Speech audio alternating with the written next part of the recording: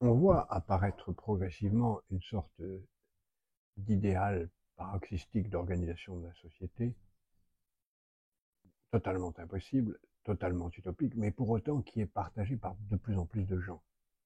Un idéal qui est composé d'une part d'un absolutisme collectif, une protection donnée à tous par une sorte de dictateur qui imposerait des valeurs, qui nous protégerait, nous isolerait, nous permettrait de vivre à l'abri du monde, et d'autre part, un anarchisme individuel où chacun ferait ce qu'il veut dans sa sphère. Absolutisme collectif, anarchie individuelle. Évidemment, c'est impossible. Et pour autant, c'est vers ça qu'on tend. D'une part, parce qu'on voit s'imposer peu à peu différentes formes de dictature, barbares, classiques, policières, militaires, mais aussi d'autres formes de dictature liées à l'imposition par la société de valeurs communes et d'une ligne de conduite normative.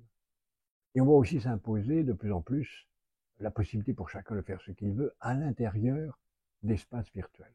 Et donc on aurait une sorte de dictature collective dont laquelle chacun se déplacerait en étant enfermé de plus en plus dans un univers personnel, un univers virtuel, où chacun vivrait une vie virtuelle dans un univers où il serait complètement libre de faire ce qu'il veut, à côté d'autres gens qui vivraient aussi une vie virtuelle dans l'univers qu'il voudrait, celui des jeux vidéo ou autres, alors qu'en même temps, dans la vie réelle, il serait soumis à une dictature totalitaire collective. C'est peut-être une tendance lourde de nos sociétés à laquelle il faut prendre garde.